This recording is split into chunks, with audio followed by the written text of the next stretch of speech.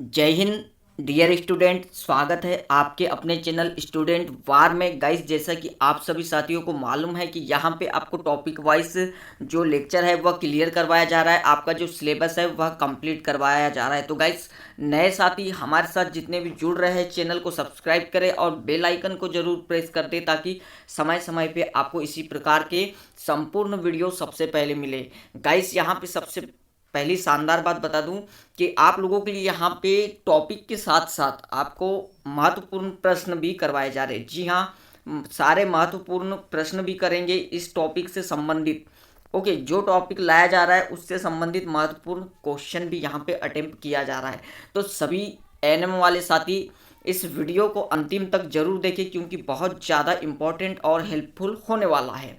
तो गाइस, आप सभी साथियों को बता दूंगा कि जितने भी आपके लिए वीडियो बनाया हूं उनका रिवीजन जरूर करें और नोट्स भी बना ले आप लोग। ओके, ताकि आप लोगों को अच्छे से तैयारी हो जाए और आपका एग्ज़ाम अच्छा जाए।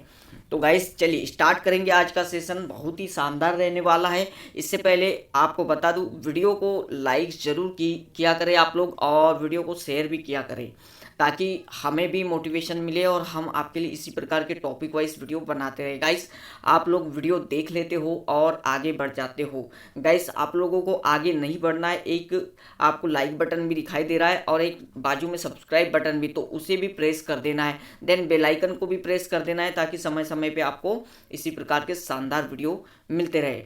चलिए गाइस, आज का सेशन स्टार्ट करेंगे। शानदार रहेगा और बहुत ही जानदार रहेगा। तो आपके सामने आज का टॉपिक है पदार्थ।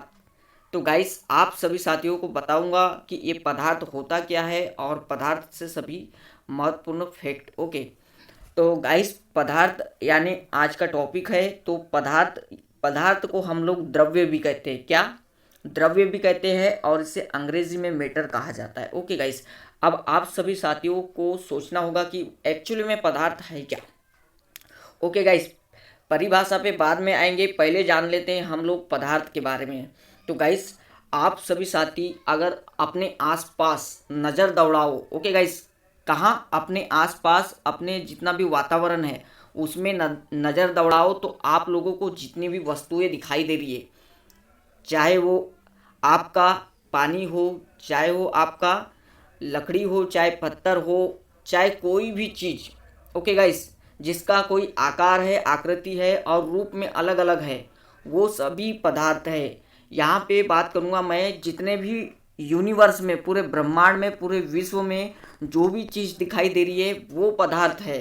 ओके गाइस, हम जो भोजन खाते हैं, आप समझ रहे हो, हम जो भोजन खाते हैं वो भी पदार्थ है। हम जो वायु लेते हैं वह भी पदार्थ है गाइस। ओके, और हम जो एक एक बूंद वाटर की लेते हैं, एक बूंद जल लेते हैं वाटर की, वो भी अपने आप में एक पदार्थ है। तो गाइस, इसकी अब परिभाषा पे आएंगे हम लोग कि एक्चुअली में पदार्थ की परिभाषा क्या है। ओके गाइस, देखिए, परिभाषा पदार्थ की हम लोग यहाँ पे समझाएंगे। परिभाषा: वे सभी वस्तुएं जिनका कुछ न कुछ द्रव्यमान होता है। वे सभी वस्तुएं जिनका कुछ ना कुछ द्रव्यमान होता है, अगर वह स्थान घेरती है, ये यहाँ पे देती नहीं है। ओके, ये अगर वह स्थान घेरती है पदार्थ या द्रव्य कहलाती है। ओके गाइस, गाइस, आप लोगों के लिए परिभाषा एक बार रिपीट करना चाहूँगा क्योंकि आप लोगों को बिल्कुल समझ में आना चाहिए। गाइस, सबसे पहले बार बार कहता हूँ कि किसी चीज़ को अगर आप समझ गए तो उसके क्वेश्चन अटेम्प्ट करना भी बहुत आसान होता है। तो आप लोगों को यही कोशिश करूँगा कि वीडियो में पूरा जो नॉलेज है वो आप लोगों को गेन करवाने की कोशिश करूँगा। और हम लोगों ने ये प्रयास किया है कि एक ही वीडियो में पूरा आपको ये जो यूनिट है वह समझ में आ जाए, क्लियर हो जाए। तो बने रहिए आप लोग। देखिए, परिभाषा क्या कहती है: वे सभी वस्तुएं जिनका कुछ न कुछ द्रव्यमान होता है। द्रव्यमान यानी मास।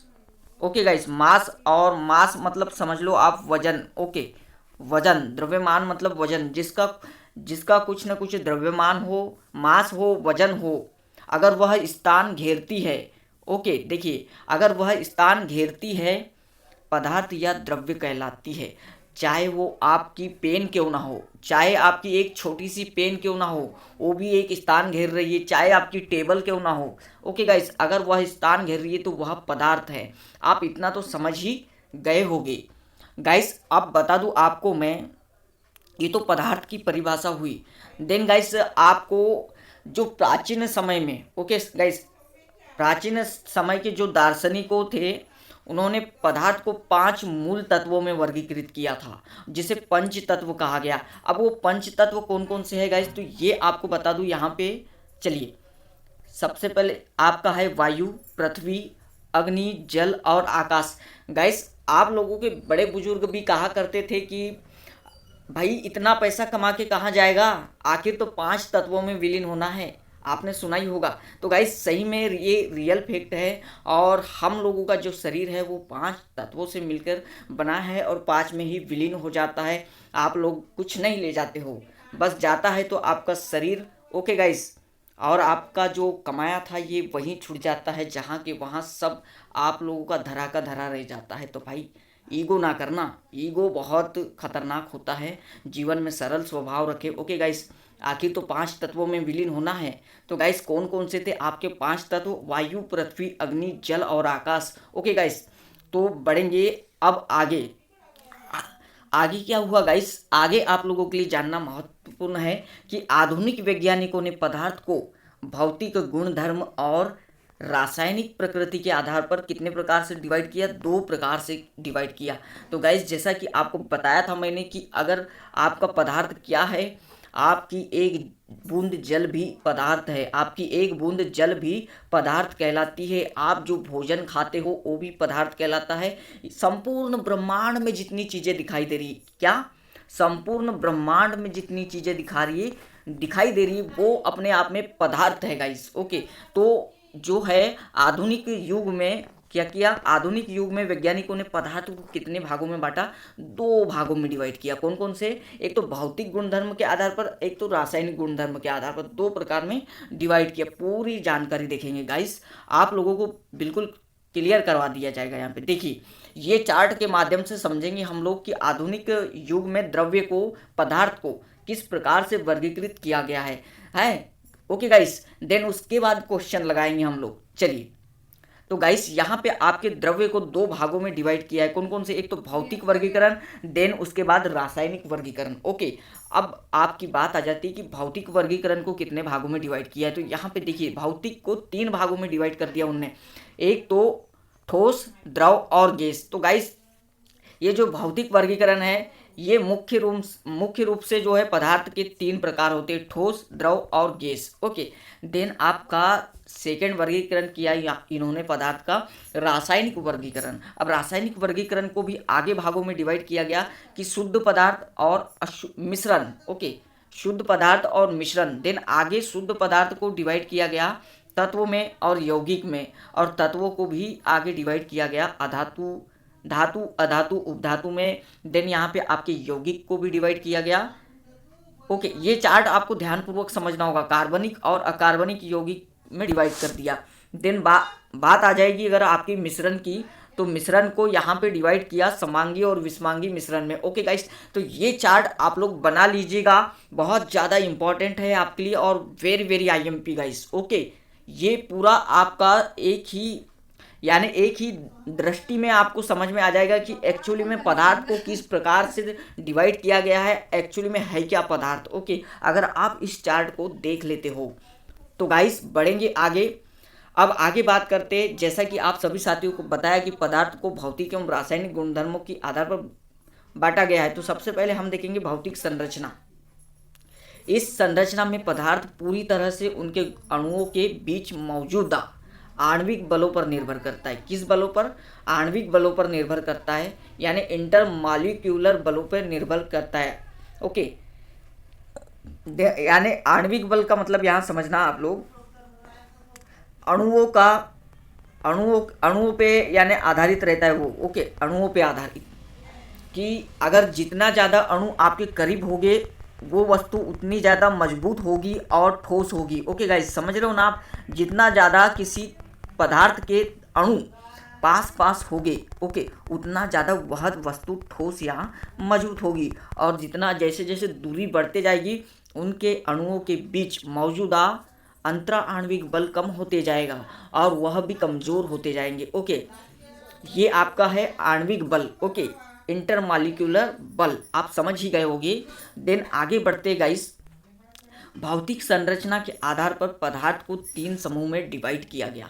कौन कौन से? सॉलिड, लिक्विड और गैस, ठोस, द्रव और गैस। यहाँ पे तरल यानी द्रव ही होता है, आपको ध्यान में रखना है गाइस। बढ़ने से पहले आप सभी साथियों को कहना चाहूँगा गाइस, आप लोगों को सोचना चाहिए कि देन आपको कोई भी कार्य छोटा नहीं होता। अगर आप उस कार्य को करने की ठान लो तो कोई भी कार्य आसान हो जाता है। ओके गाइस, अगर आप में कोई गुण विद्यमान है तो आप उसको बोलो कि हम कर सकते हैं इस काम को, ना कि कल करेंगे, आज करेंगे, परसों करेंगे, इस पे टालो। अभी करो भाई, अभी करो। ओके, देखते गाइस यहाँ पे आपका आगे बढ़ते तो हम पढ़ेंगे अब भौतिक संरचना के आधार पर पदार्थों को ठोस, द्रव और गैस में डिवाइड किया गया है गाइस। तो देखते हम लोग, देखिए ये इमेज यहाँ पे आप लोगों की ऊपर में आ चुकी है। ओके, इसको सेट कर लेते हैं हम लोग।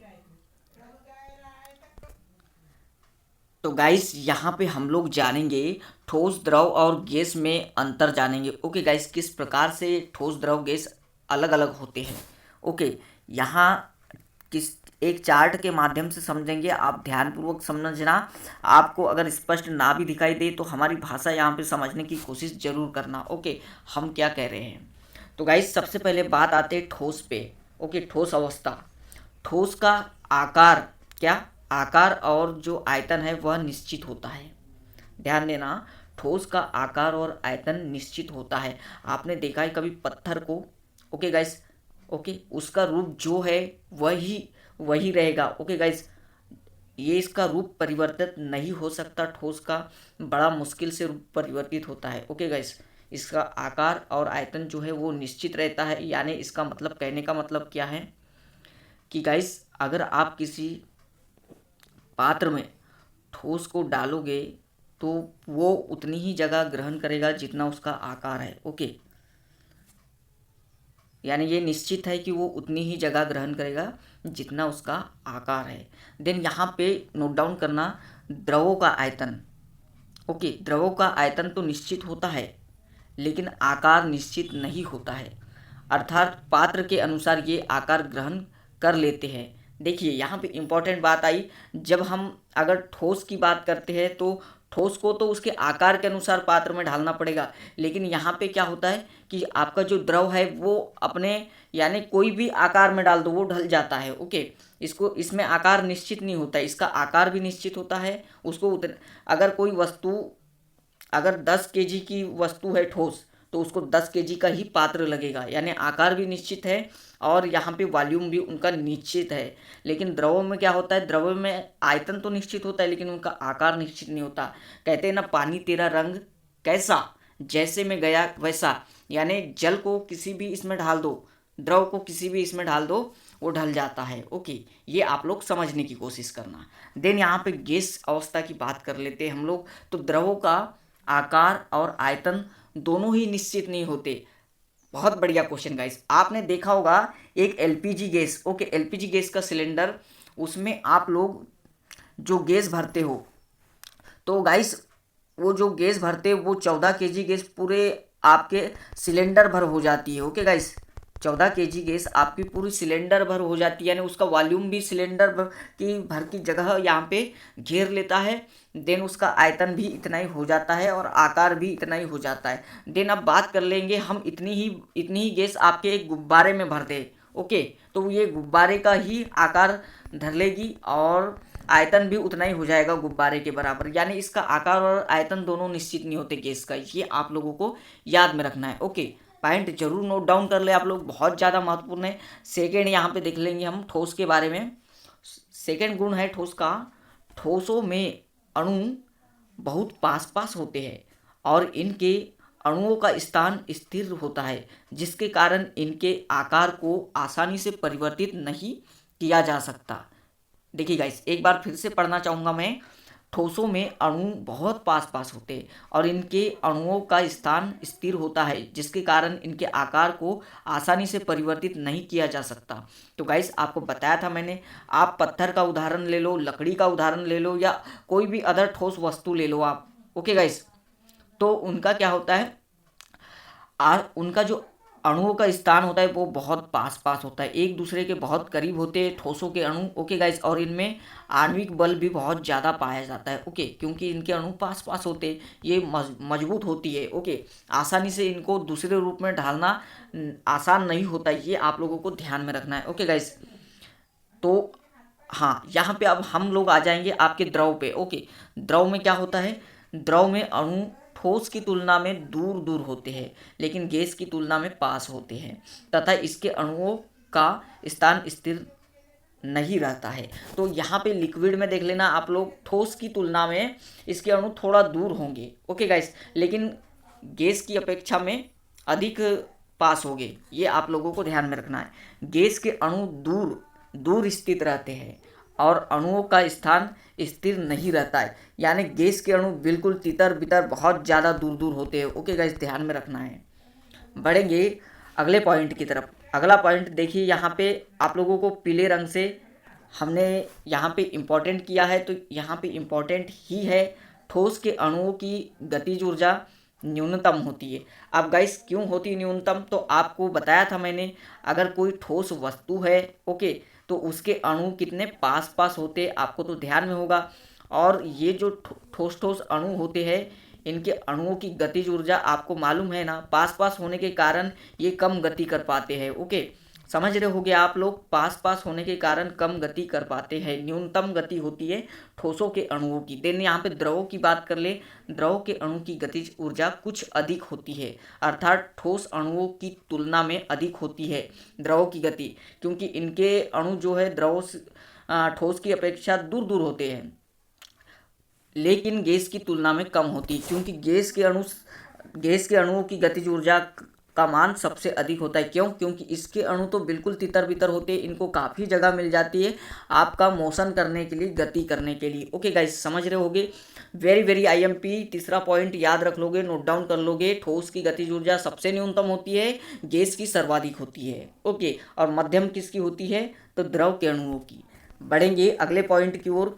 गाइस आप लोगों को ऐसा यहाँ पे क्लियर करवाऊंगा कि बिल्कुल आप हमेशा हमेशा के लिए याद रखोगे गाइस कि क्या आप लोगों को बताए थे हमने, और बिल्कुल भी मिस करोगे।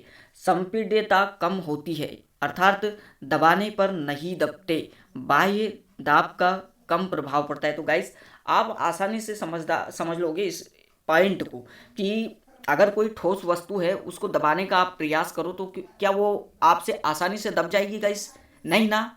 तो गाइस बस यही कहना चाह रहा है कि ये इसका जो संपीड्यता है वो कम होती है, इसको दबा नहीं सकते हम लोग। और द्रवों में जो है संपीड्यता ठोसों से अधिक होती है, अर्थात बाह्य दाब का प्रभाव ठोसों से अधिक देखने मिलता है, यानी इसको हम प्रेशराइज कर सकते हैं, इसको दबा सकते हैं हम।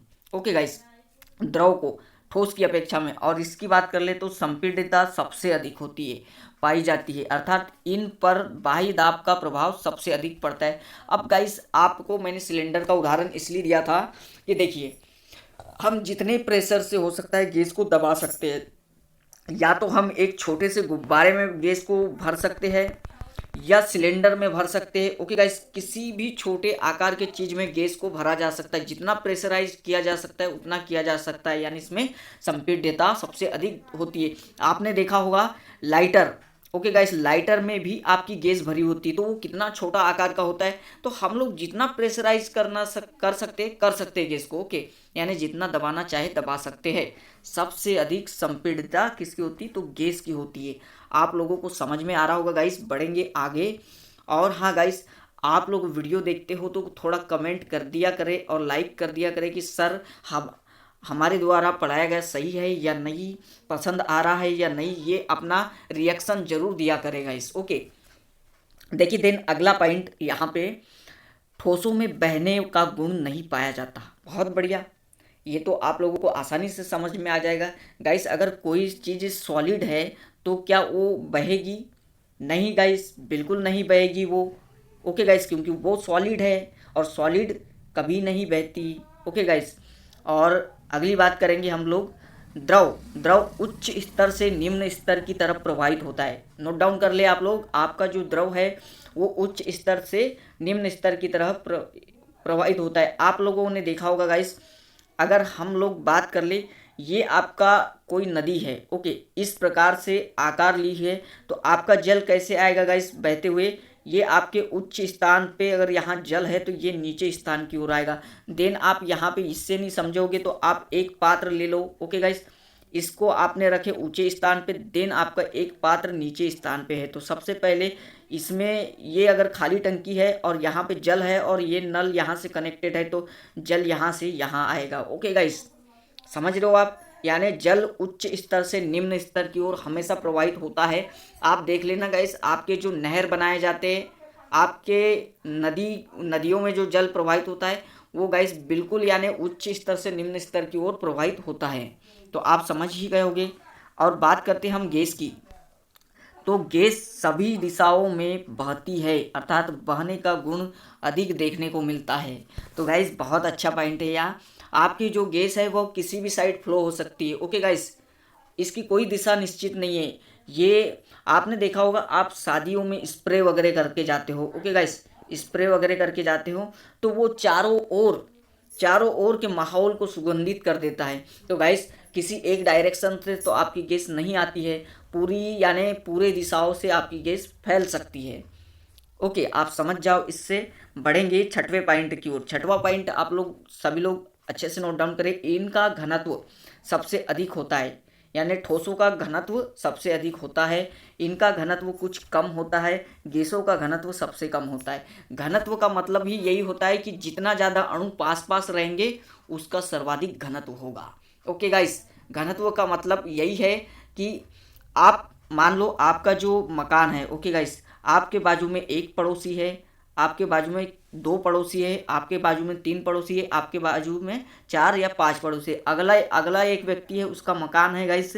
ओके, इसके आजू बाजू में मात्र दो पड़ोसी या तीन पड़ोसी है। तो सबसे अधिक डेंसिटी घनत्व यानी पॉपुलेशन घनत्व किसका है, जनसंख्या घनत्व इस गांव का। ओके, इस गांव का है और इसका कम है, यानी इस व्यक्ति के आजू बाजू कम व्यक्ति रहते हैं, यानी इसका कम घनत्व हो गया। ओके, और इसके पास ज़्यादा रहते हैं तो इसका अधिक घनत्व। इसका मतलब ही यही समझ में आ गया कि जितना ज़्यादा अगर वस्तु के पास पास है कोई वस्तु तो उसका घनत्व अधिक होगा। तो ठोस के अणु पास पास होते हैं तो इसका घनत्व भी सर्वाधिक होगा। ओके, बढ़ेंगे अगले पॉइंट की ओर। अगला पॉइंट आपका है, चलिए,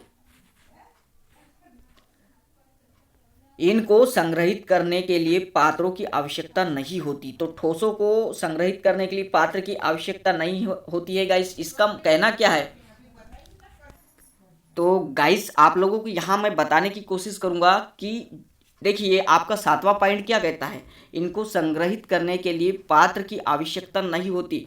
मतलब गाइस आप अगर किसी चीज़ को देखो, अगर वो आपका ठोस है तो आप तो इसको हाथ से भी उठा के ले जा सकते हो। ओके गाइस, अगर हाथ से उठाने लायक है तो आप इसे हाथ से उठा सकते हो ना, यानी आपको पात्र से संग्रहित करने की तो ज़रूरत नहीं है। लेकिन आप देख लो, द्रवों को इकट्ठा करने के लिए पात्र की आवश्यकता होती। क्यों? क्योंकि क्या आप जल को उठा सकते हो हाथ से? कितना उठाओगे भाई? अगर आपको 1 लीटर जल ले जाना है तो क्या आप हाथ से उठा के ले जाओगे? नहीं ना।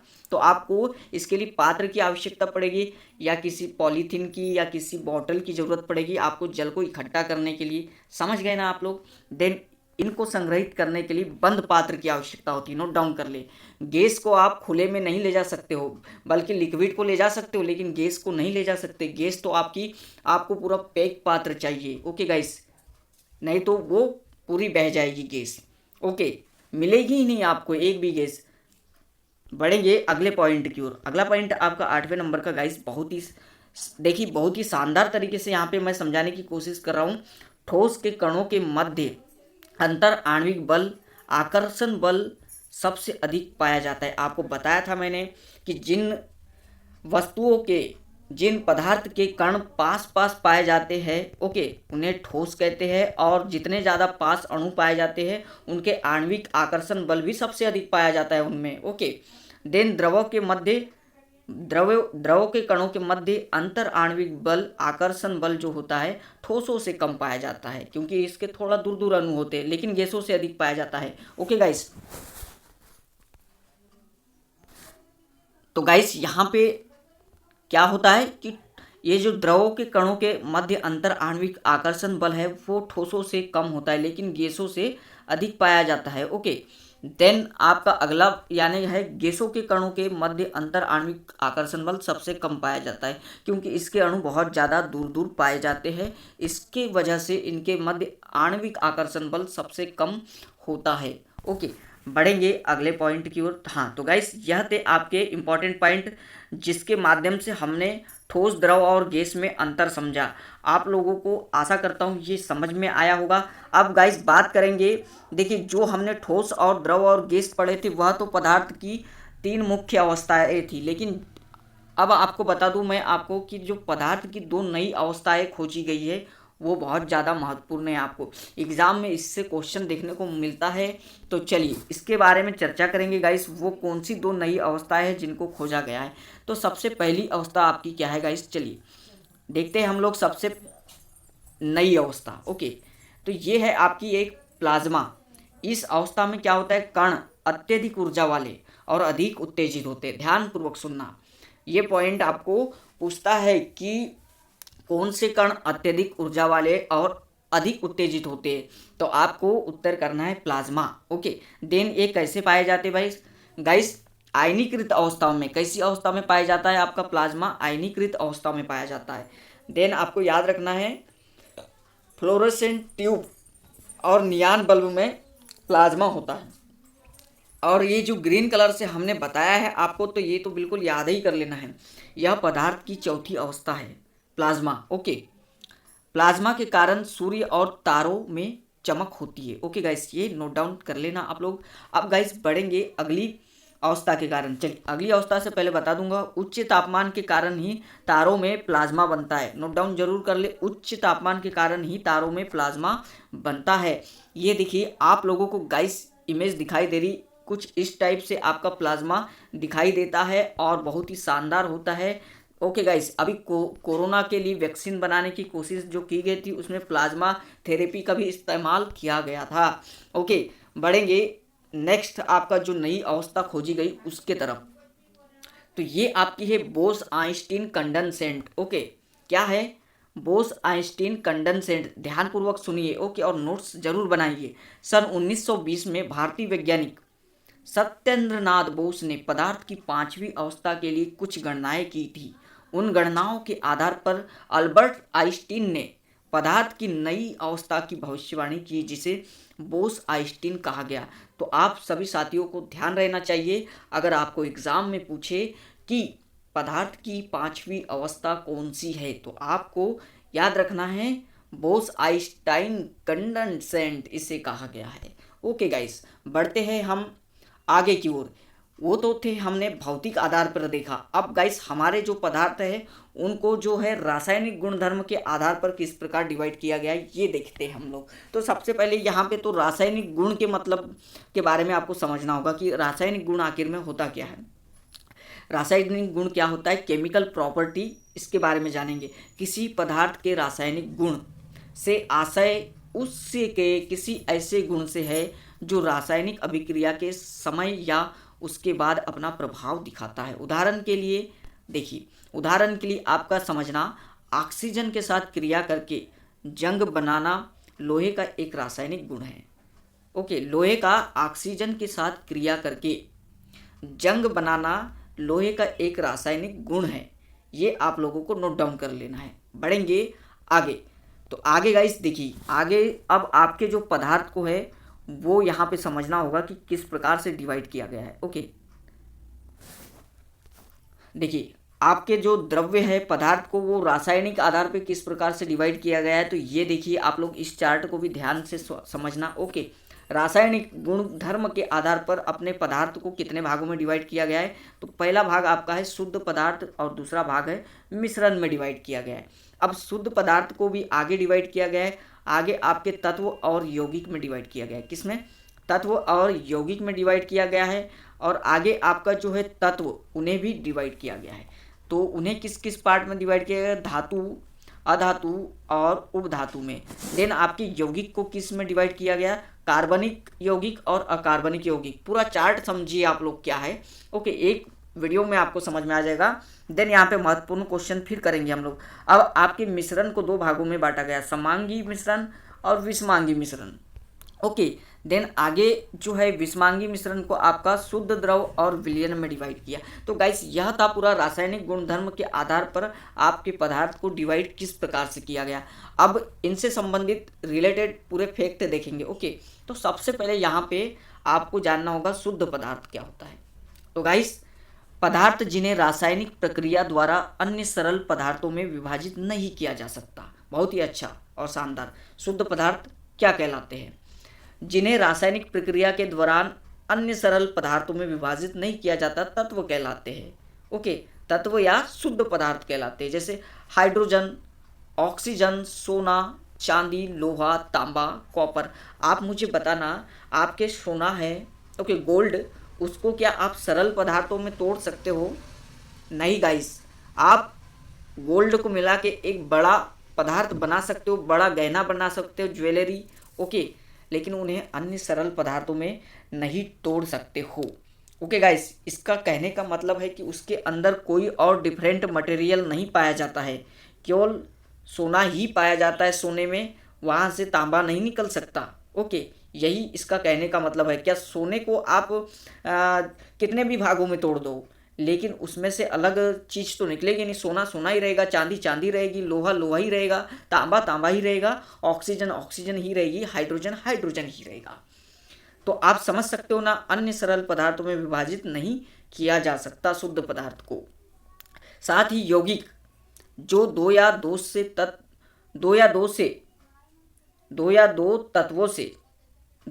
से अधिक तत्वों से मिलकर बने शुद्ध पदार्थ को यौगिक कहा जाता है, जैसे साधारण जल या नमक, ओके। चलिए बढ़ते यहाँ पे, चलिए तत्व के बारे में बता दूँ यहाँ पे। अब हम लोग तत्व के बारे में पढ़ेंगे। ये हमारा रासायनिक गुणधर्म के आधार पर चल रहा है, ओके, ध्यान रखोगे आप लोग। इतना पढ़ने के बाद कंफ्यूज नहीं होना है आपको, क्योंकि हम लोग काफ़ी लंबा चौड़ा लेके आ रहे हैं, तो आप लोगों को कंफ्यूज होने की ज़रूरत नहीं है, ध्यानपूर्वक सुननी है। ऐसे तत्व ऐसे उन शुद्ध पदार्थ को कहते हैं जो केवल एक ही परमाणुओं से बने होते, समझ गए आप? एक ही परमाणुओं से बने होते, जो ऐसे परमाणुओं से बने होते हैं जिनके नाभिक में समान संख्या में प्रोटॉन होते हैं। सभी रासायनिक पदार्थों तत्व से ही मिलकर बने होते हैं।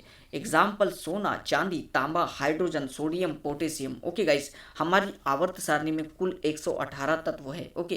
कितने हैं? कुल 118 तत्व है। ये देखिए आपकी पीरियोडिक टेबल इस प्रकार से दिखाई देती है, और यहाँ पे पूरे 118 तत्व आपके यहाँ पे अरेंज किया गया है। तो आवर्त सारणी से भी एक आपके लिए वीडियो लाया जाएगा, जहाँ से महत्वपूर्ण क्वेश्चन करेंगे। अभी हम लोग पदार्थ को अच्छे तरह से समझते हैं, तो अब जानेंगे यहाँ पे तत्वों के कुल प्रकार। तो तत्वों को 3 भागों में डिवाइड किया गया है। कौन कौन से? धातु, मेटल, अधातु, ओके, देन आपका उपधातु। तो गाइस सबसे पहले यहाँ पे पढ़ेंगे हम लोग मेटल के बारे में, ओके। किसके बारे में पढ़ेंगे? मेटल के बारे में, धातु, गुण और प्रतिक्रिया, ओके। तो देखते हैं हम लोग आखिर में होते क्या है आपके धातु। धातु वैसे तत्व होते हैं जो इलेक्ट्रॉन खोते हैं, ध्यान रखना, जो इलेक्ट्रॉन क्या करते? खोते हैं, ओके। इलेक्ट्रॉन खोते हैं और केटायन देते हैं, मतलब केटायन का मतलब यहाँ धनायन से है। इलेक्ट्रॉन खोते हैं और केटायन देते हैं, धनायन देते हैं। आवर्त सारणी में ये तत्व बाई तरफ और बीच में रखे जाते हैं। आपकी धातु आवर्त सारणी में बाई तरफ और बीच में रखे जाते हैं।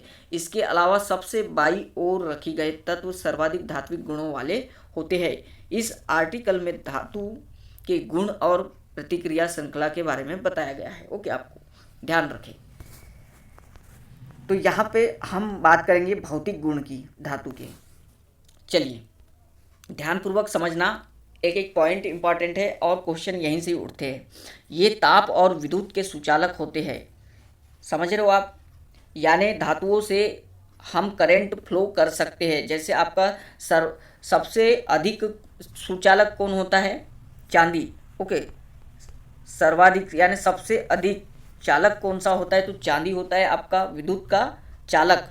सर्वाधिक विद्युत का चालक आपका चांदी कहलाता है, ये आपको ध्यान में रखना है। ओके, तो ये ताप और विद्युत के कैसे होते हैं? सुचालक होते हैं, और ये आघात वर्धनीय एवं लचीले होते हैं। आघात वर्धनीय यानी सबसे ज़्यादा सह सकते हैं। और आपका जो सर्वाधिक आघात वर्धनीय धातु है वो आपकी क्या है?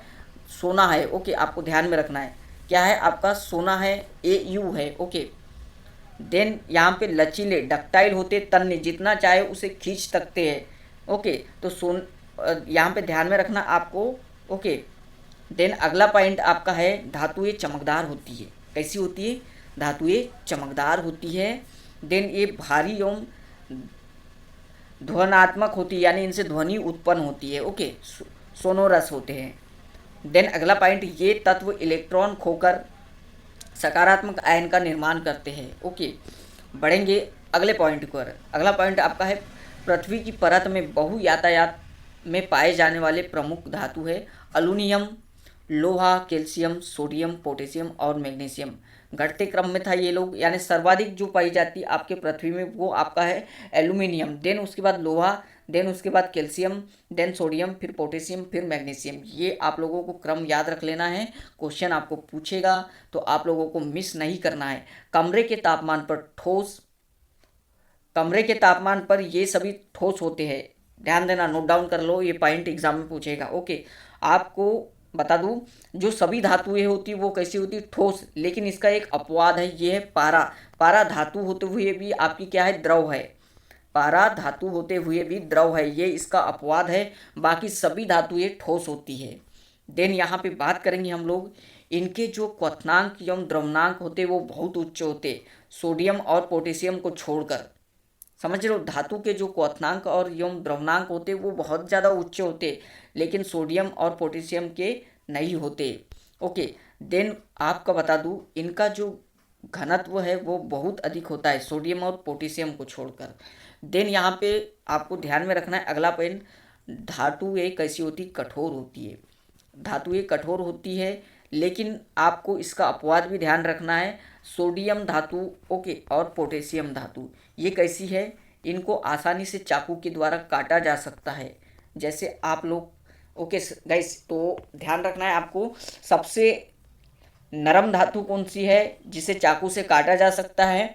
तो ऐसा क्वेश्चन आएगा आपको तो सोडियम आपको उत्तर करना है। ओके,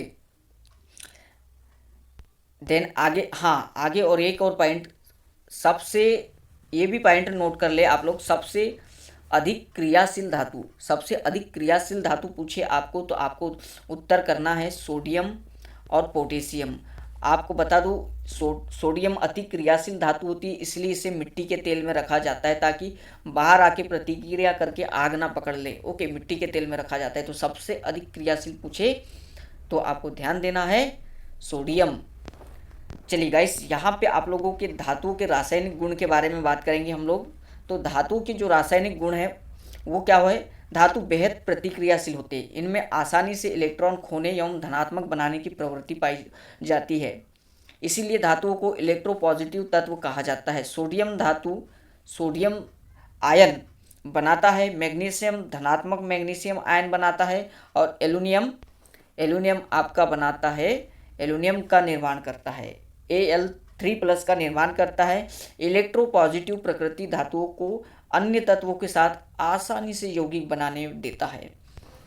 समझ ही गए होंगे, इसमें इलेक्ट्रोपॉजिटिव गुण पाया जाता है धातुओं के। अब हम जानेंगे धातुओं के रासायनिक गुणों पर, नीचे चर्चा की गई है। ओके गाइस, तो ये देख लेते हैं हम लोग, जो ऑक्सीजन के साथ धातु की क्रिया होती है उसमें क्या होता है? जब धातु हवा में जलाया जाता है तो ये धातु का ऑक्साइड बनाने के लिए ऑक्सीजन के साथ प्रतिक्रिया करता है। तो आप लोगों को ध्यान में रखना है, ऑक्सीजन के साथ धातु की प्रतिक्रिया, जब धातु हवा में जलाया जाता है तो ये धातु ऑक्साइड बनाने के लिए ऑक्सीजन के साथ प्रतिक्रिया करता है। कुछ उदाहरण के तौर पे समझेंगे हम लोग गाइस। देखिए, ऑक्साइड बनाने के लिए प्रतिक्रिया करता है, आप लोगों को धुंधला जरूर दिखाई देगा लेकिन मैं पढ़ने की कोशिश करूँगा। 4Na+O2 ओके गाइस, 4Na+A2 तो आपका 2NaO बन जाता है, यानी सोडियम ऑक्साइड बन जाता है। यानी अगर आपकी जो है धातु, देखिए आपका जो है, ये देखिए यहाँ पे क्या बोल रहा है, अगर ऑक्सीजन के साथ धातु की क्रिया होती तो वो क्या बनाते हैं, आपको सीधा सीधा याद रखना है, ऑक्साइड बनाते हैं। ओके, क्वेश्चन पूछेगा ऑक्सीजन के साथ क्रिया करने पर धातु किसका निर्माण करती है, तो ऑक्साइड का निर्माण करती है। ओके, नेक्स्ट उदाहरण आपका है Na2O+H2O के साथ क्रिया करने पे 2NaO बनाता है, यानी सोडियम हाइड्रा ऑक्साइड। कुल मिला के ऑक्सीजन अगर धातु के साथ क्रिया करती है तो ऑक्साइड बनाने का प्रयास करती है। ओके गाइस, या ऑक्साइड बनाती है, ये भी आपको ध्यान में रखना है। अगला देखते हैं गाइस, अगला आपका है यहाँ पे पानी के साथ क्रिया। ओके, पानी के साथ धातु की प्रतिक्रिया क्या होती है, धातु पानी के साथ प्रतिक्रिया कर धातु हाइड्रा ऑक्साइड बनाता है। ध्यान दे, ऑक्सीजन क्या बना रहा था, ऑक्साइड, लेकिन धातु अगर पानी के साथ धातु की क्रिया हो रही तो क्या बन रहा है, हाइड्रा ऑक्साइड, और हाइड्रोजन गैस का निर्माण होता है। ओके गाइस, अगर एग्जाम्पल देखना चाहे तो एक एग्जाम्पल जरूर देख लेंगे हम लोग। चलिए ये आपके सामने देखिए, 2Na+H2O, सोडियम धातु जल के साथ मिलकर क्या बना रही है, देखिए 2NaOH+H2, सोडियम हाइड्रोक्साइड प्लस क्या बना रही है, H2 गैस मुक्त कर रही है, सोडियम हाइड्रोक्साइड और हाइड्रोजन गैस मुक्त कर रही है। ओके गाइस, बाकी बढ़ते आगे हम लोग, आगे आपका देखेंगे गाइस। ओके, चलिए आगे अम्ल के साथ क्रिया, बहुत देखिए इंपॉर्टेंट पॉइंट यहाँ पे चर्चा कर रहे हैं हम लोग, आपको जो एग्जाम्पल में पूछेंगे यानी एग्जाम में पूछेंगे।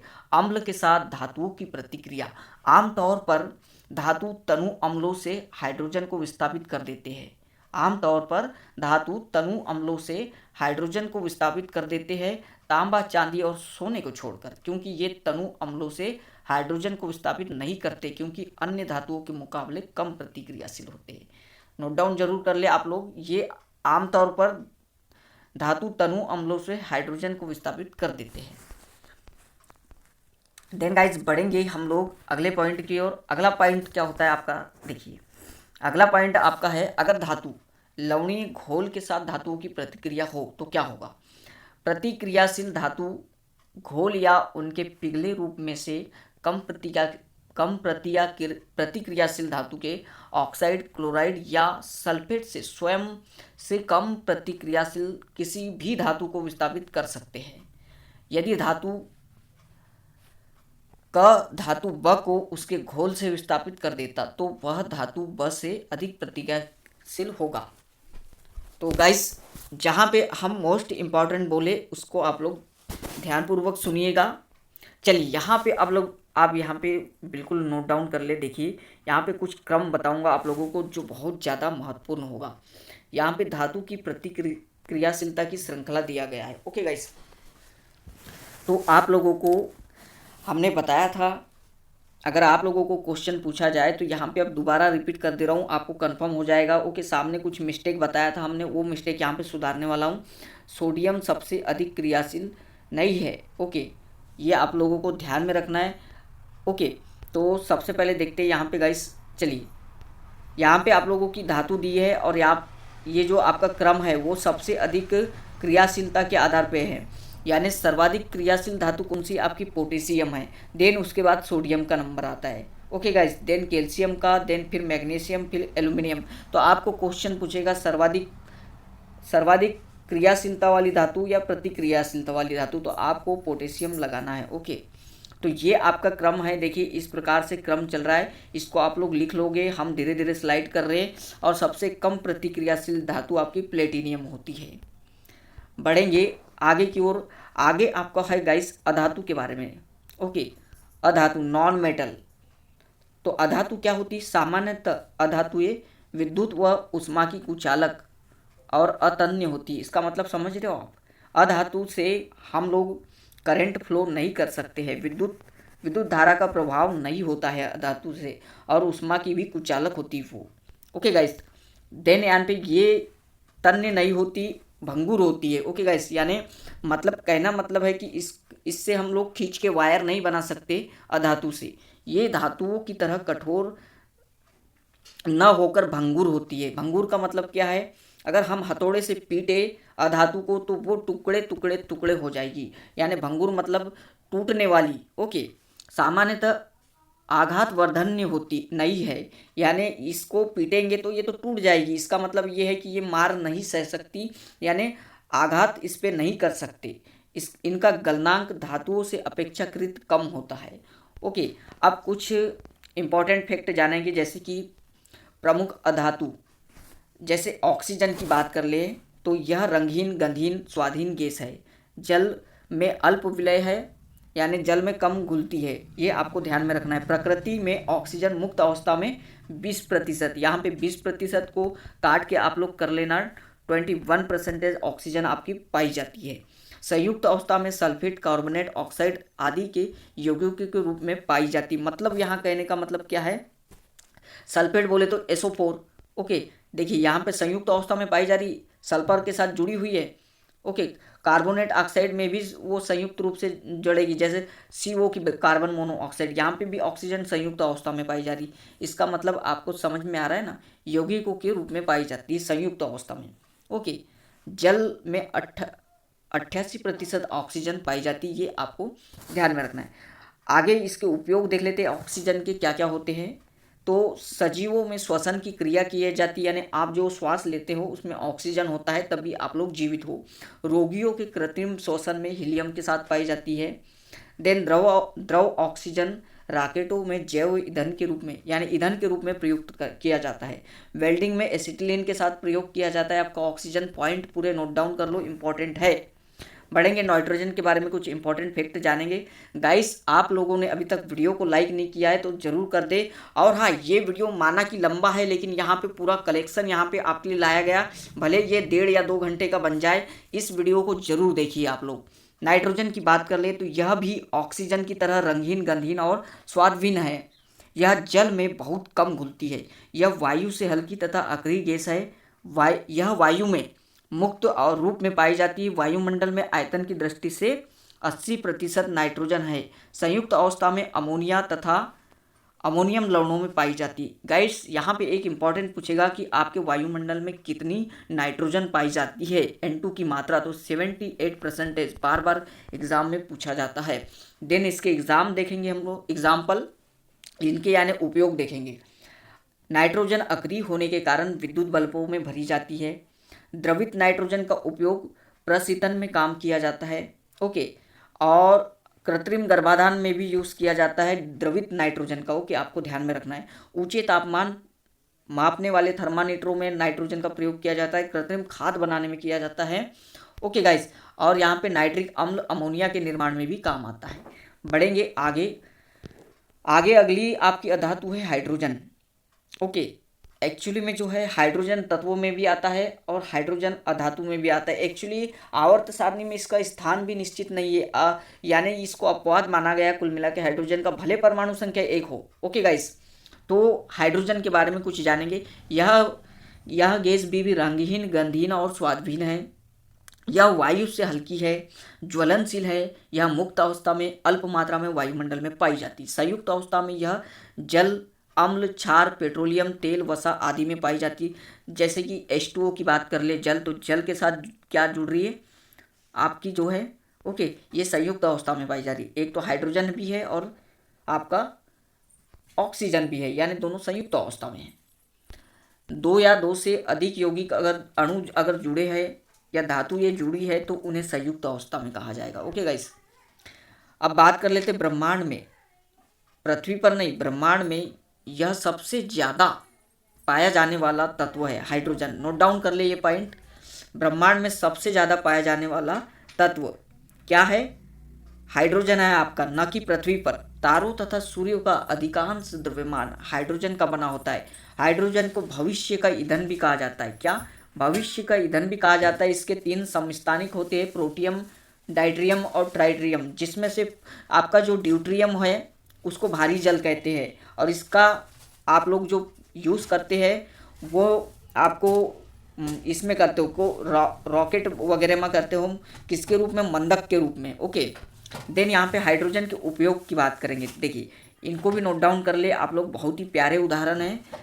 हाइड्रोजन को गुब्बारे में भरने काम आ जाता है, रॉकेटों में रॉकेटों में ईंधन के रूप में द्रव हाइड्रोजन का उपयोग किया जाता है।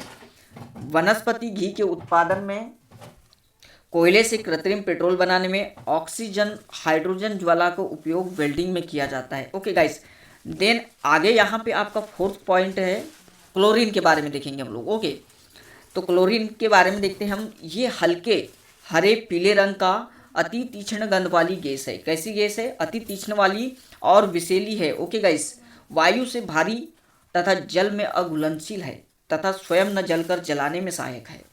नोट डाउन कर ले, स्वयं न जलकर जलाने में सहायक है।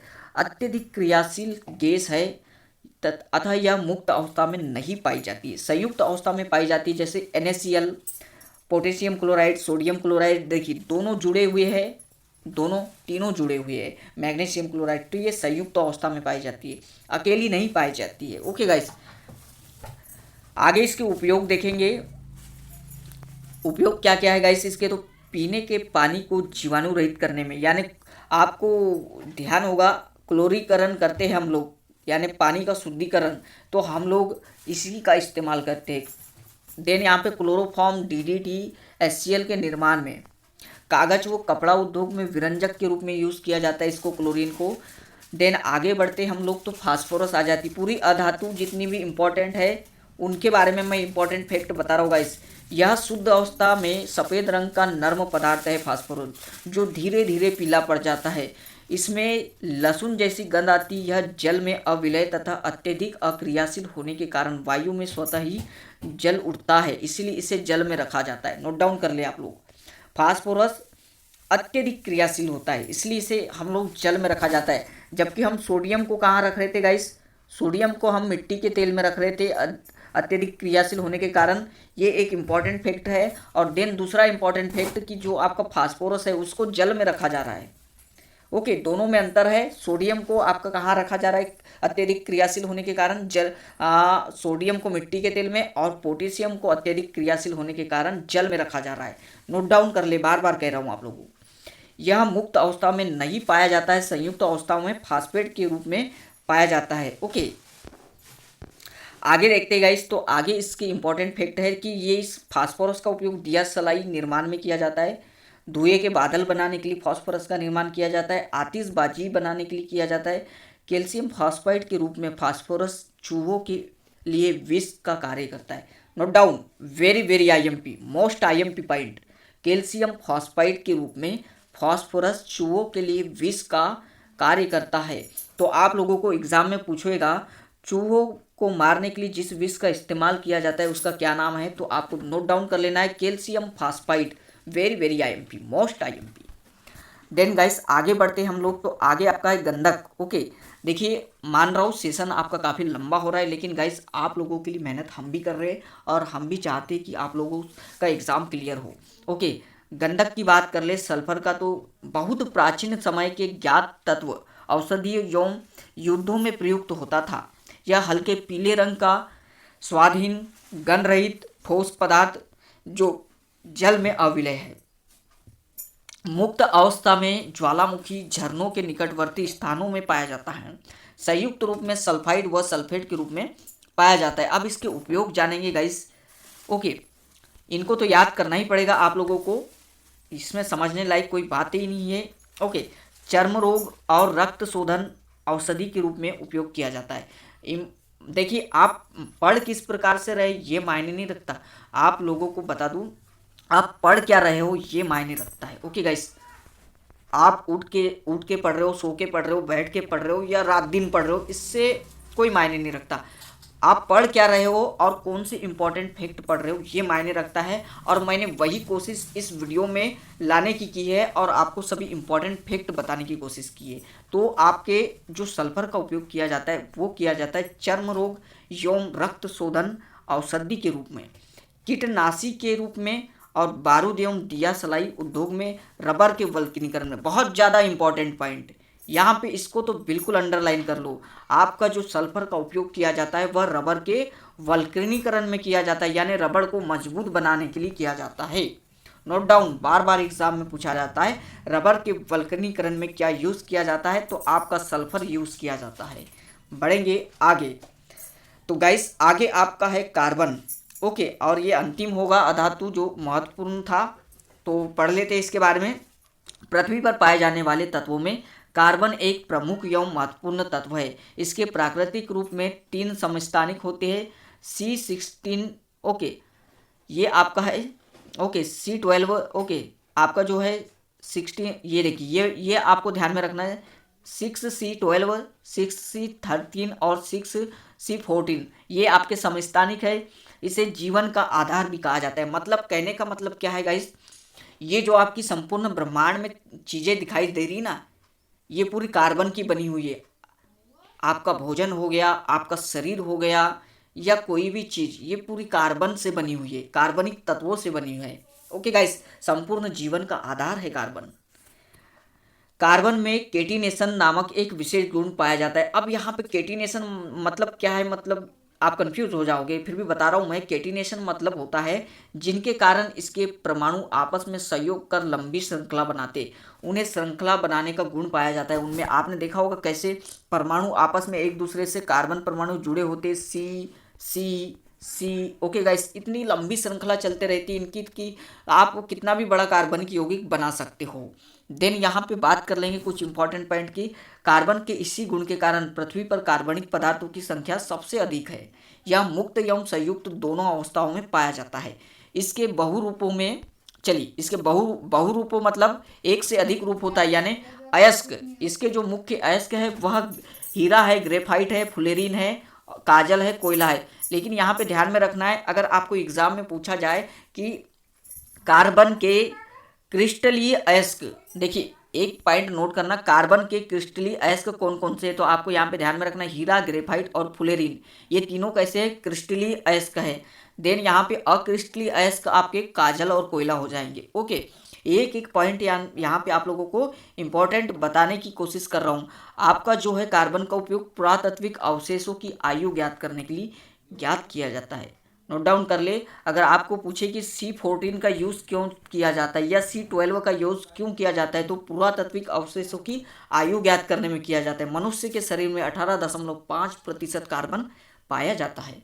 देन अगला पॉइंट आपका है, प्रकृति में कार्बनिक यौगिकों की संख्या 10 लाख से भी अधिक है। कार्बन के कुछ यौगिक निम्न हैं, जैसे बात कर लेते हैं कार्बन डाइऑक्साइड की, CO2 की बात कर लेते हैं। ओके, तो CO2 आपका क्या है, यह गंधहीन रंगीन गैस है। सामान्य ताप और दाब पर यह गैसीय अवस्था में रहती है। वायुमंडल में इसकी मात्रा कार्बन डाइऑक्साइड की, नोट डाउन कर ले, 0.3%। ओके, कितनी, 0.3%। क्वेश्चन पूछता है आपको वायुमंडल में कार्बन डाइऑक्साइड की मात्रा, तो 0.3% आपको याद में रखना है। यह एक ग्रीन हाउस गैस है कार्बन डाइऑक्साइड, क्योंकि सूर्य से आने वाली किरणों को तो यह पृथ्वी पर पहुंचने देती है, लेकिन पृथ्वी को गर्म करती है। ओके, अंतरिक्ष में जाने से रोकती है। जो ग्लोबल वार्मिंग की घटनाएं होती है ना, वह भी इसी के कारण होती है। ओके, देन आगे बढ़ते हम, तो पृथ्वी पर सभी सजीव श्वसन में कार्बन डाइऑक्साइड छोड़ते हैं। ओके गाइस, और ऑक्सीजन लेते हैं, ये आपको ध्यान में रखना है। जबकि पेड़ पौधे प्रकाश संश्लेषण की क्रिया करते समय इस गैस को ग्रहण करते हैं, कार्बोहाइड्रेट बनाते हैं। बहुत अच्छा पॉइंट यहाँ पे आपको देखने को मिला, और आपको बिल्कुल नोट डाउन कर लेना है। उद्योगों में इसे चूना पत्थर को गर्म करके बनाया जाता है, और सामान्यतः वायु में कार्बन, लकड़ी, कोयला को जलाने पर यह गैस बनती है। नोट डाउन कर ले। अब बढ़ेंगे गाइस उपधातु की ओर। तीसरा था आपका रासायनिक आधार पे आपका जो बांटा गया, उसमें शुद्ध धातुओं में पढ़ रहे थे हम लोग। ओके, तो आपके उपधातु क्या होती है ये देखेंगे हम लोग। वो जो पूरा चार्ट आपको पहले बताया वो तो बिल्कुल आप लोग देख लोगे। आपका जो मेटालॉइड होता है वो क्या होता है, जो तत्व धातु और अधातु दोनों के गुण प्रदर्शित करते हैं। मतलब इनमें जो विद्युत धारा का प्रवाह होता है कुछ कुछ होता है, बहुत कम। ओके, इन्हें उपधातु या मेटालॉइड कहा जाता है। आवर्त सारणी में इनकी स्थिति धातुओं और अधातुओं के मध्य में है। उपधातुओं की संख्या कितनी है, 7 है, नोट डाउन कर लोगे, जो इस प्रकार है। बोरॉन, ओके, बोरॉन को 20 से दर्शाते, सिलिकॉन, जर्मेनियम, आर्सेनिक, एंटीमोनी, टेलेरियम और पोलेनियम। ओके गाइस, अब आगे बात करते हैं हम लोग बोरान के बारे में। कुछ इंपॉर्टेंट जानकारी देख लेंगे। ओके, एग्जाम में पूछेगा आपको बोरान के यौगिक B2O3 का उपयोग बोरिक एसिड नामक दवा बनाने में किया जाता है। कांच उद्योग में, प्रयोगशाला में बोरेक्स बीड टेस्ट आदि में किया जाता है। ओके, देखिए इसका उपयोग B2O3 का उपयोग कहाँ कहाँ किया जा रहा है आपका, ये जो B2O3 है बोरान का यौगिक है और इसका उपयोग बोरिक एसिड नामक दवा बनाने में, कांच उद्योग में किया जा रहा है, प्रयोगशाला में बोरेक्स एसिड बनाने में, और बोरान का उपयोग अकार्बनिक ग्रेफाइट, अकार्बनिक बेंजीन तथा बोरिक एसिड बनाने में होता है। बोरिक एसिड का उपयोग एंटीसेप्टिक दवा के निर्माण में होता है। देन आगे इंपॉर्टेंट पॉइंट आपका देख लेंगे, यह कांच उद्योग में भी व्यवहृत होता है। साथ ही इसका उपयोग खाद्य पदार्थों के परिरक्षण में किया जाता है बोरॉन का। ओके, चलिए आगे बात कर लेंगे एंटीमनी की भैया। तो एंटीमनी आपका है, एंटीमनी के यौगिक एंटीमनी सल्फाइड का उपयोग दिया सलाई के तीली के सिरे पर लगने वाले ज्वलनशील पदार्थ के रूप में यूज़ किया जाता है। अब गाइज, आप सभी साथियों ने कभी फीलिंग करने की कोशिश की है कि जो आपकी माचिस की डिब्बी होती है उसके अंदर, उसके ऊपर जो मसाला लगा होता है वो किसका बना होता है? तो गाइस ये आपके लिए होमवर्क है। ओके, आप लोग कमेंट करके ज़रूर बताएं कि ये जो माचिस की तीली, माचिस की डिब्बियाँ होती है उसके ऊपर जो लगा होता है वो कौन सा मटेरियल लगा होता है। ओके, आगे यहाँ पे बात करेंगे हम जर्मेनियम की। जर्मेनियम आपका भैया, जर्मेनियम की परमाणु संख्या तो 32 होती है, ये आपको नोट डाउन कर लेना है। जर्मेनियम का उपयोग ट्रांजिस्टर बनाने में किया जाता है। ओके गाइस, जर्मेनियम का उपयोग फोटो इलेक्ट्रिक सेल में होता है। सोलर सेल में जर्मेनियम सीजियम का प्रयोग होता है। देन आगे बढ़ेंगे हम लोग, पोलोनियम की बात कर लेते हैं। इंपॉर्टेंट देखते हैं हम लोग, पोलोनियम के सर्वाधिक संख्या में समस्थानिक पाए जाते हैं। नोट डाउन कर ले, सर्वाधिक समस्थानिक किसके पाए जाते हैं? तो पोलोनियम के, वो भी 27। पोलोनियम प्रथम मानव तत्व है। ओके, पहला मानव तत्व है। बात करेंगे आगे आगे आपकी, चलिए पोलोनियम हम पढ़ चुके हैं। आर्सेनिक की बात कर लेते हैं। आर्सेनिक कंप्यूटर चिप्स के उत्पादन में गैलियम आर्सेनाइड नामक नवीनतम पदार्थ का प्रयोग किया जा रहा है। गैलियम आर्सेनाइड अर्धचालक की भांति व्यवहार करता है। यहाँ पे एक पॉइंट भी याद रखना, आईसी चिप के निर्माण में सिलिकॉन का उपयोग सर्वाधिक किया जाता है। ओके,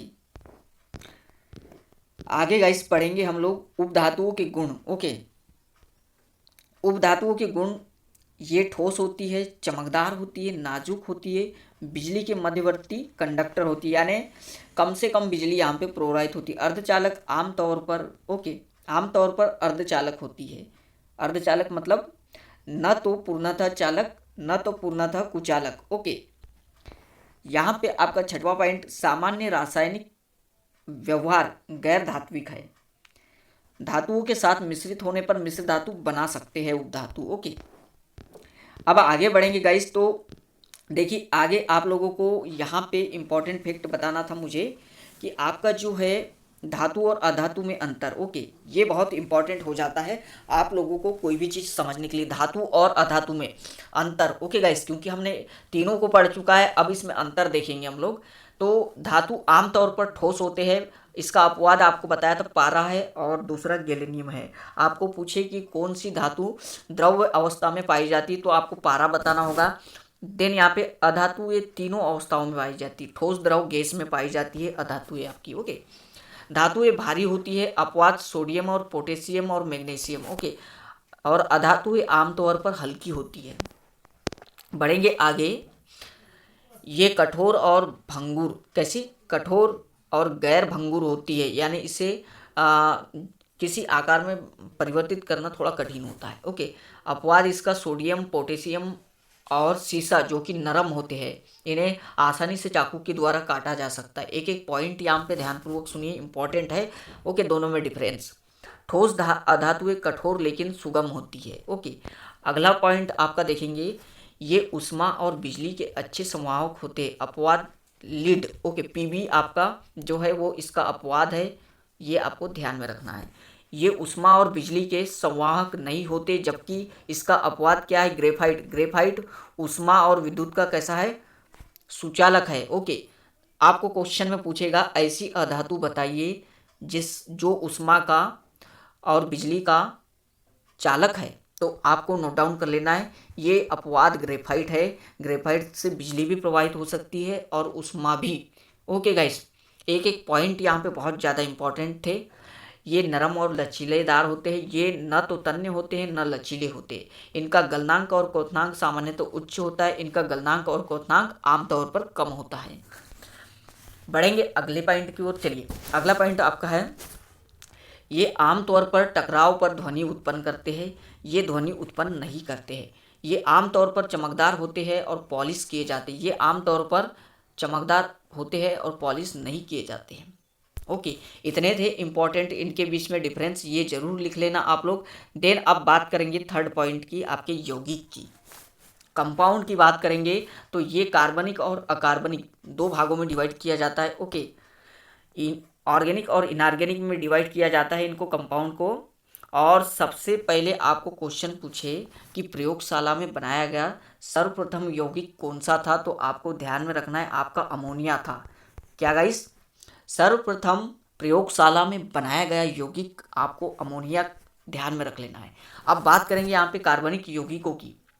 तो कार्बन के रासायनिक यौगिकों को कार्बनिक यौगिक कहते हैं। मतलब समझ रहे हो आप लोग, जो यौगिक कार्बन से बने हैं वो कार्बनिक यौगिक कहलाएंगे। प्रकृति में 10 लाख से भी अधिक यौगिक है कार्बनिक यौगिक। ओके, जीवन पद्धति में कार्बनिक यौगिकों का बहुत महत्वपूर्ण योगदान है। इनमें हाइड्रोजन भी रहता है। ऐतिहासिक तथा परंपरागत कारणों से कुछ कार्बन के यौगिकों को कार्बनिक श्रेणी में नहीं रखा जा सकता। इनमें से carbon dioxide, okay guys, carbon monoxide प्रमुख है। इन्हें कार्बनिक यौगिक में नहीं रखा जा रहा है। ओके, सभी जैव अणु जैसे कार्बोहाइड्रेट, अमीनो अम्ल, प्रोटीन, आरएनए, डीएनए कार्बनिक यौगिक ही है। यानी संपूर्ण ब्रह्मांड की बात कर ले तो वो कार्बनिक यौगिक है। ओके गाइस, यहाँ पे देख लीजिए, जैसे कि मैंने बताया था कि उनमें किसका गुण पाया जाता है, तो केटायन का गुण पाया जाता है, श्रृंखला बनाने का गुण पाया जाता है। अब बात करेंगे अशुद्ध पदार्थ की। यहाँ पे अकार्बनिक पदार्थ की बात कर ले तो अकार्बनिक पदार्थ वैसे पदार्थ जिनमें कार्बन नहीं पाया जाता है। ओके गाइस, ये छोटी सी बात याद रख लोगे।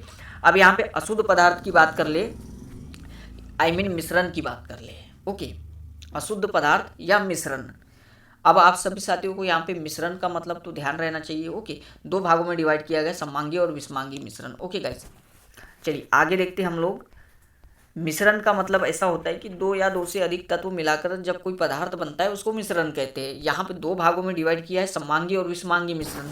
तो ऐसे मिश्रण जिनमें दो या दो से अधिक अवयव उपस्थित होते हैं किंतु उन्हें अलग अलग नहीं देखा जा सकता, बहुत अच्छा, सममांगी मिश्रण कहलाते हैं। जैसे गाइस नमक और पानी का मिश्रण। ओके, अब आप देखिए यहाँ पे आपका जल है। ओके, और जल किसका मिश्रण है? H2 और O का। आप अपनी आंखों से देखना, आपको क्या ऑक्सीजन अलग दिखाई देगी और हाइड्रोजन अलग दिखाई देंगे? आपको नहीं ना गाइस। आप जल को देखिए, ओके, दोनों अलग नहीं दिखाई दे रहे। ओके गाइस, दोनों में डिफरेंस कर पाना बिल्कुल भी नहीं किया जा सकता डिफरेंस की। ऑक्सीजन भी जुड़ा हुआ है और हाइड्रोजन भी, हमको जल तो अलग अलग दिखाई दे ही नहीं सकता। तो इस प्रकार के मिश्रण को क्या कहा जाता है गाइस? सममांगी मिश्रण। ओके, आप लोगों को ध्यान में रखना है। देन आपकी बात कर लेते हैं विषमांगी मिश्रण की। ऐसे मिश्रण जिनमें दो या दो से अधिक अवयव उपस्थित होते हैं तथा उन्हें अलग अलग देखा जा सकता है, विषमांगी मिश्रण कह सकते हैं। तेल और पानी का मिश्रण। अगर गाइस तेल में पानी मिला दिया जाए तो जो तेल के जो है बूंदे वो आपके जल के ऊपर तैरने लगेगी और दिखाई देने लगेगी बिल्कुल अलग अलग। इसको कहते हैं विषमांगी मिश्रण। अब यहाँ पे कुछ इमेज के माध्यम से समझने की कोशिश करेंगे गाइस। आपकी बात कर ले वाटर और सैंड की मिक्सचर की। अगर जल में हम रेत को मिला दिया जाए तो ये कैसा मिश्रण होगा? तो गाइस अगर जल में, पानी में हम रेत मिला दे तो आपको जो रेत है वो जल में दिखाई देगी। ओके, जल में दिखाई देगी। इसका मतलब आप इनको अलग अलग देख सकते हो। दोनों को मिला तो एक साथ रहे हो, रेत और जल को मिला तो एक साथ रहे हो, लेकिन अलग अलग हम देख सकते हो उनको। ये आपका होता है विषमांगी मिश्रण। देन गाइस आप अब देख लो, यहाँ पे एक ग्लास में मैंने, ओके, यहाँ पे एक वाटर लिया, वाटर में आप लोगों का मिला दिया मैंने, मान लो शरबत पानी। ओके गाइस, शरबत पानी जैसे आप लोग रसना बनाते हो गाइस, ओके, उसी को शरबत पानी कहते हैं। दोनों को अगर मिला दिया जाए तो वो एक ही प्रकार के दिखाई देंगे। शरबत शरबत दिखाई देगा, ना कि यहाँ पे दिखाई देगा कि हाँ भाई इसमें पानी मिला हुआ है, अलग नहीं दिखाई देगा। ये आपका सममांगी मिश्रण होता है। ओके गाइस, तो इस हिसाब से तो आप समझ ही गए होंगे। ओके, बढ़ेंगे आगे। आगे आपका है पदार्थ की अवस्था में बदलाव। Very very IMP guys. Okay, पदार्थ की अवस्था में बदलाव। पदार्थ तापमान और दबाव की विशिष्ट परिस्थितियों में एक अवस्था से दूसरे अवस्था में बदल जाता है। पदार्थ तापमान और दबाव की विशिष्ट परिस्थितियों में एक अवस्था से दूसरे अवस्था में बदल जाता है। जैसे ठोस है तो वो द्रव में बदल जाएगा, और द्रव है तो वो गैस में बदल जाएगा। इसी इसी इसको अर्थ मैंने समझाने का यहाँ पे प्रयास किया है। ये देखिए आपके सामने इमेज दिखाई दे रही है। यहाँ पे देखिए, अगर आपका जो ठोस है वो अगर आपका सीधे आपका गैस में परिवर्तित हो जाता है। ओके, ठोस सीधे आपका गैस में परिवर्तित हो जाता है तो सब्लिमेशन यानी ऊर्ध्वपातन कहलाता है। कहने का मतलब है कि वो बीच में कोई भी अवस्था में चेंज नहीं हुआ है। ठोस सीधा गैस में परिवर्तित हो गया तो ये सब्लिमेशन कहलाता है। वापस गैस आपका ठोस में परिवर्तित हो गया तो भी सब्लिमेशन कहलाता है। ओके, ये पॉइंट आप लोग नोट डाउन कर लोगे। देन अगर आपका ठोस है वो आपका लिक्विड में द्रव में परिवर्तित हो जाता है तो आपका क्या कहलाता है? फ्यूजन कहलाता है। ओके, इनकी परिभाषा आगे देखेंगे हम लोग। देन आपका अगर लिक्विड है वो ठोस में परिवर्तित हो जाता है तो सॉलिडिफिकेशन कहलाता है। देन आपका बात कर ले हम लोग, अगर आपकी जो है गैस वो लिक्विड में परिवर्तित हो जाती तो कंडेंसेशन कहलाती है, यानी संघनन कहलाती है। देन ये आपका जो लिक्विड है द्रव द्रव अगर गैस में परिवर्तित हो जाता है तो आप अलग अलग लिखने की कोशिश करोगे। ओके, द्रव इस प्रकार बना भी लोगे। द्रव अगर आपका गैस में परिवर्तित हो जाता है तो वो वेपराइजेशन यानी वाष्पीकरण कहलाता है। देखिए यहाँ पे हम लोग परिभाषा से समझने की बात करेंगे। ओके, पदार्थ के अंतर रूपांतरण के प्रकार निम्नलिखित है। एक तो संलयन और द्रवीभवन। ओके, यह प्रक्रिया जिससे ठोस परिवर्तित होकर द्रव बन जाता है उसे संलयन कहते हैं, और इसके विपरीत प्रक्रिया को द्रवीभवन कहा जाता है। बात करेंगे वाष्पीकरण और संघनन की। ओके, वह प्रक्रिया जिससे द्रव परिवर्तित होकर वाष्प में बन जाता है या बदल जाता है उसे संलयन कहते हैं, और इसके विपरीत प्रक्रिया को संघनन कहा जाता है। ओके, ये आप लोगों को ध्यान में रखना है। आगे बढ़ेंगे हम लोग तो आगे आपका ऊर्ध्वपातन आता है। कुछ ठोस गर्म करने पर सीधे वाष्प में बदल सकते हैं और वाष्प ठंडा करने पर ठोस में बदल जाता है। ये आपका ऊर्ध्वपातन सब्लिमेशन कहलाता है। देखिए यहाँ पे ऊर्ध्वपातन को दोबारा इसलिए ले रहा हूँ क्योंकि एग्जाम में पूछा जाता है। आपको एक बार फिर से समझाने का प्रयास करूँगा। जो ऊर्ध्वपातन प्रक्रिया है जिसमें एक वस्तु ठोस से द्रव अवस्था से गुजरे बिना गैसीय अवस्था में प्राप्त हो करता है, यानी वो जो है ठोस वस्तु सीधे गैस में परिवर्तित हो जाती बिना द्रव के परिवर्तित हुए, वह मिश्रण जिसमें गैर ऊर्ध्वपातज अपमिश्रण से मिले वाष्पशील घटक वाला ऊर्ध्वपातज हो। तो यहाँ पे आप लोगों को सबसे पहले ये इम्पॉर्टेंट उदाहरण याद रखना है। जो आपके ऊर्ध्वपातन के उदाहरण है सब्लिमेशन के, वो है कपूर, नेफ्थलीन, एंथ्रासिन और आयोडीन। अगर आपको ऑप्शन में से इसको क्वेश्चन पूछेगा कि ऊर्ध्वपातन का उदाहरण कौन सा है निम्न में से, तो ये आप लोगों को चारों उदाहरण याद कर लेना है। कोई भी उदाहरण ऑप्शन में दिखा उसको सही कर देना है।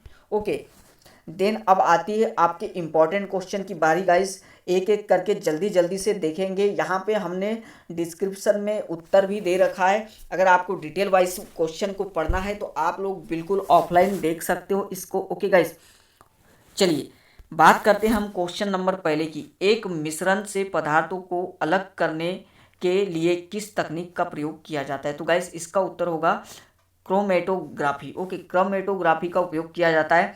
अगला क्वेश्चन, किस प्रकार आयोडीन को पोटेशियम क्लोराइड और आयोडीन के मिश्रण से अलग किया जाता है? अभी मैंने बताया था, आप लोगों को उदाहरण याद कर लेना है। ऊर्ध्वपातन। ओके, ऊर्ध्वपातन आपका उदाहरण है। किस प्रकार आयोडीन को पोटेशियम क्लोराइड और आयोडीन के मिश्रण से अलग किया जाता है? तो ऊर्ध्वपातन प्रतिक्रिया से।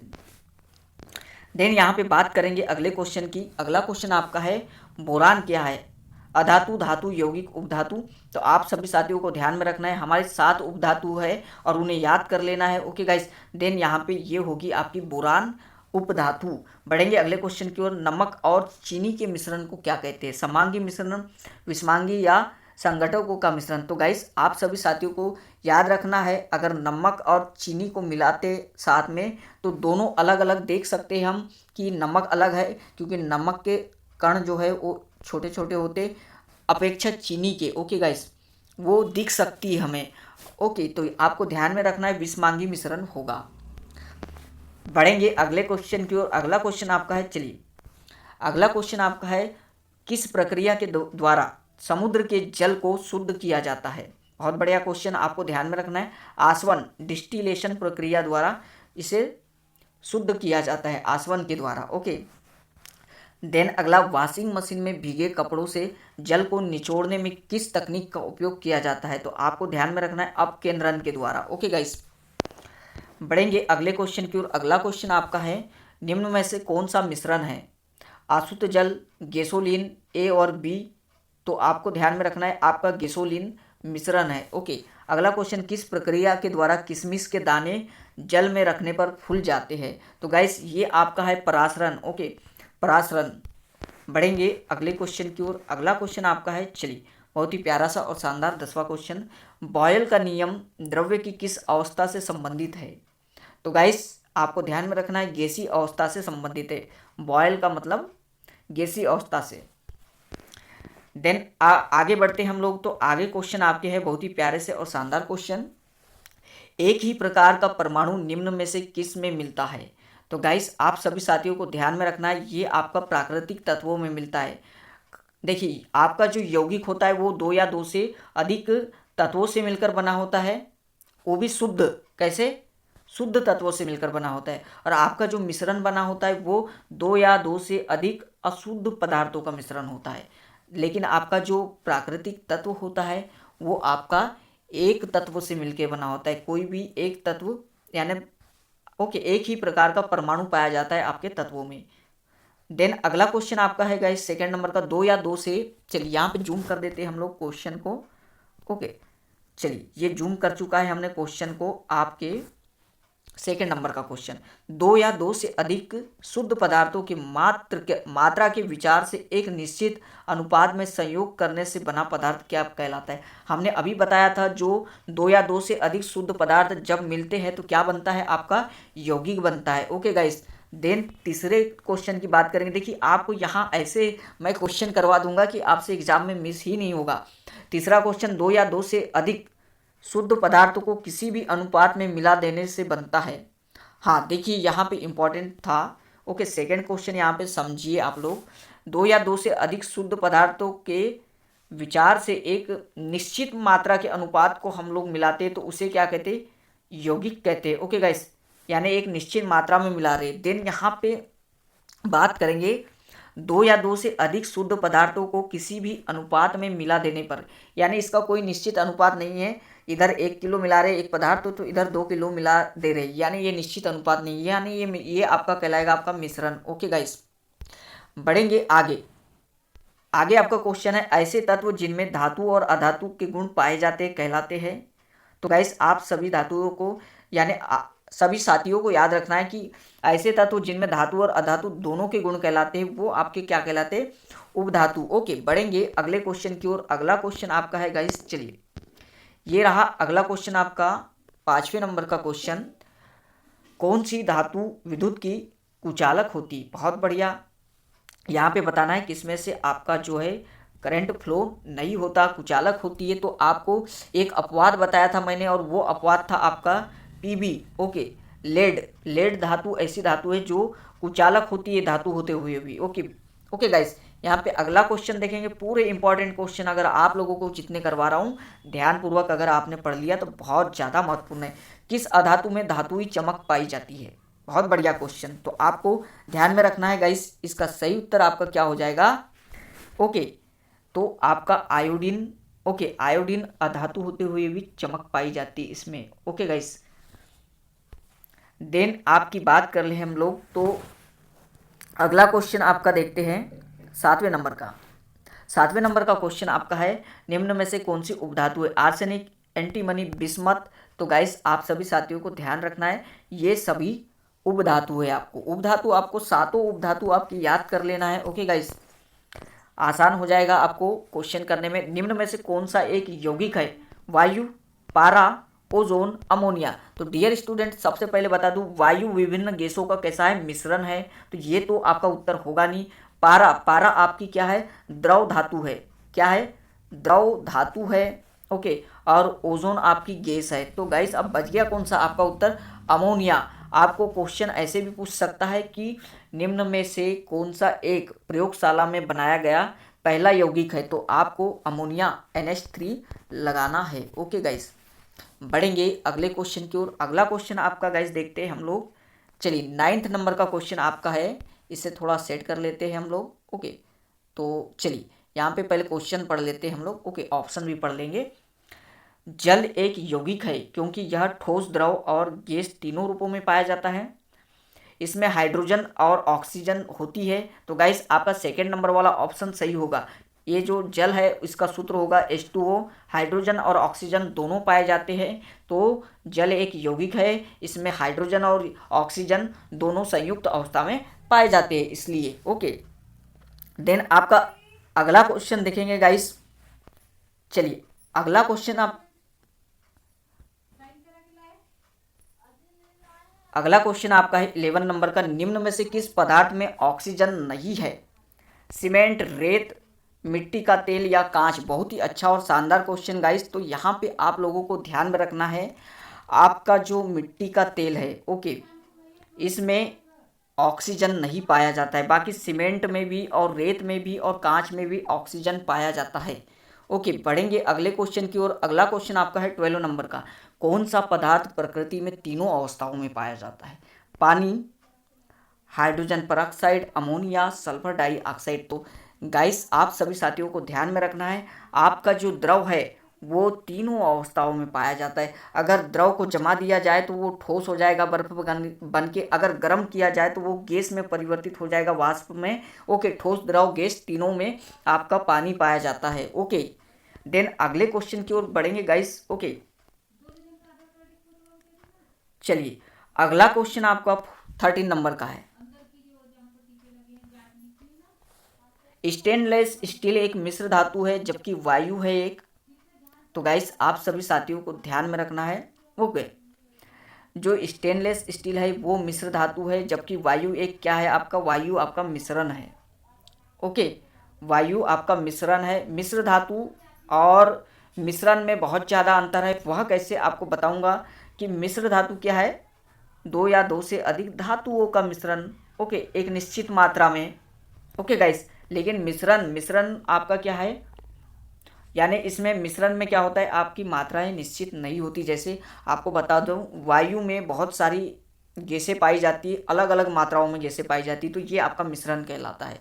बढ़ेंगे आगे। आगे आपका देखिए बहुत अच्छे क्वेश्चन है, आपको करवा दे रहा हूँ। निम्न में से कौन सा ना तो तत्व और न ही यौगिक है? वायु, जल, पारा, सोडियम क्लोराइड। तो गाइस यहाँ पे बात करेंगे NaCl की, तो ये भी आपका क्या है? यौगिक है। ओके, बात कर लेंगे हम यहाँ पे पारा, तो ये आपका धातु है। ओके, जल आपकी बात कर ले तो H2O। ओके गाइस, तो ये भी आपका यौगिक है और वायु आपका मिश्रण है। तो आपको पूछा था कौन सा ना तो तत्व है और न ही यौगिक है। तो गाइस आप सभी साथियों को ध्यान में रखना है, इसका सही उत्तर आपका हो जाएगा वायु। वायु न तो तत्व है ना ही यौगिक है, ये आपका मिश्रण है। ओके, बढ़ेंगे अगले क्वेश्चन की ओर। अगला क्वेश्चन आपका है 15 नंबर का गाइस। ओके, तो 15 नंबर का क्वेश्चन देख लेते। पदार्थ के चतुर्थ अवस्था है, आपको बताया था मैंने, याद कर लेना, आगे बताया था। तो प्लाज्मा आपकी पदार्थ की चतुर्थ अवस्था है। अगला क्वेश्चन देखते। अगला क्वेश्चन आपका है, निम्न में से कौन सा एक यौगिक है? स्टील, पीतल, रेत, हीरा। तो डियर स्टूडेंट यहाँ पे आपको ध्यान में रखना है। ओके, जो स्टील आपका है वो क्या है? तो देखिए यहाँ पे यौगिक पूछा है आपको, तो यौगिक आपका क्या हो जाएगा? हीरा हो जाएगा। ओके, बढ़ेंगे अगले क्वेश्चन की ओर। अगला क्वेश्चन आपका है, चलिए 17 नंबर का क्वेश्चन। विरंजक चूर्ण क्या है? तत्व है, यौगिक है, मिश्रण है, अपरूप है। तो गाइस आप सभी साथियों को ध्यान में रखना है, विरंजक चूर्ण आपका क्या है? तो ये यौगिक है। ओके, अगले क्वेश्चन की ओर बढ़ते हैं। अगला क्वेश्चन आपका है 18 नंबर का निम्न में से कौन सा मिश्रण नहीं है? चलिए, इस्पात आपका मिश्रण है गाइस, ओके। कांच भी आपका मिश्रण है, पीतल भी आपकी मिश्रण है, ओके, मिश्र धातु है। क्या है? ये तीनों मिश्र धातुएं है और मिश्रण है, ओके। तो यहाँ पे आपका जो है ग्रेफाइट वो आपका यौगिक है, ओके, मिश्रण नहीं है, ये आपको ध्यान में रखना है। बारूद की बात कर ले तो बारूद आपका क्या है? मिश्रण है, ओके। बारूद को भी मिलाकर अलग अलग मिश्रण से बनाया जाता है, ओके। देन बात कर लेंगे हम 20 नंबर के क्वेश्चन की और अंतिम क्वेश्चन की। तो गाइस 20 नंबर का कोयला तत्व है, कोयला तत्व है, यौगिक है, मिश्रण है। तो आप सभी साथियों को ध्यान में रखना है, आपका जो कोयला है वो आपका तत्व है। तो गाइस यह था आज का इम्पॉर्टेंट सेशन जो कि आप लोगों को सफलतापूर्वक यहाँ पे मैंने कंप्लीट करवाया है। हमारे द्वारा बनाया गया वीडियो आपको पसंद आ रहा हो और किसी प्रकार से आपको हेल्पफुल कर रहा हो तो गाइस अधिक से अधिक वीडियो को जरूर शेयर कीजिए और चैनल को सब्सक्राइब जरूर कीजिए नए साथी। इसी प्रकार की सभी इंपॉर्टेंट लेटेस्ट अपडेट भी आपको मिलते रहेगी। जय हिंद, पुनः स्वागत है आपके अपने चैनल स्टूडेंट वार में।